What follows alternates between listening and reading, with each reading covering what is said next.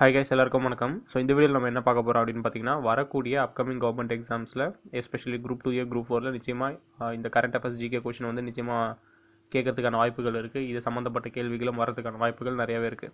So என்ன கேள்வி அப்படின்னு பார்த்தீங்கன்னா, அலகாபாத் சிட்டி எல்லாருக்குமே கேள்விப்பட்டிருப்பீங்க, உத்தரப்பிரதேசில் இருக்குது. ஸோ இந்த அலகாபாத் சிட்டிக்கு வந்து இப்போ புதுசாக ஒரு பேர் ஒன்று வச்சுருக்காங்க. ஸோ அந்த பேர் என்ன அப்படின்னு நீங்கள் பார்த்தீங்கன்னா, பிரயாக்ராஜ் அப்படிங்கிறது தான் பேர். இது பிரயாக்ராஜ் அப்படிங்கிறது வந்து இப்போ மாற்றிருக்கிறாங்க. யோகி ஆதித்யநாத் தான் சிஎம் உத்தரப்பிரதேஷில்.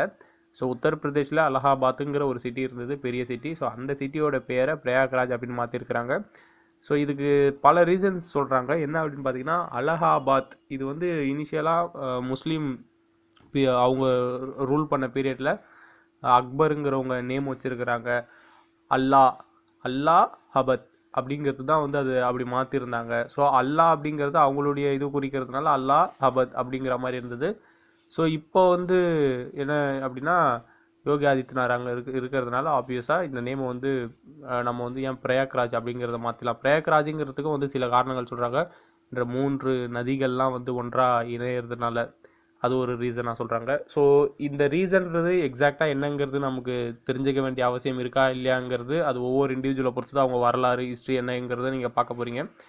ஸோ இந்த 3 நதி, இந்த கங்கை, யமுனை, சரஸ்வதி இதெல்லாம் வந்து ஒன்றா சங்கமிக்கும் அந்த திரிவேணி சங்கமம் அப்படின்றவங்க. ஸோ அது ஒரு காரணத்துக்காக கூட இது பிரயாகராஜ் அப்படிங்கிறத மாற்றிருக்கலாம். அண்ட் மெயின் ரீசன் இது முஸ்லீம் ஆல்ரெடி ஆண்டதுனால அவங்களுடைய பெருமைக்காக இந்த பெயர் வச்சுருந்தாங்க, அல்லாஹபத் அப்படின்ட்டு. அல்லான்றது ஆப்வியஸாக அல்லாஹ் காடை குறிக்கிறது. ஹபத் அப்படிங்கிறது பாப்புலேஷன், ஓவரால் பாப்புலேஷன் அப்படிங்கிற மக்களை குறிக்கிறதுங்கிறத சொல்கிறாங்க.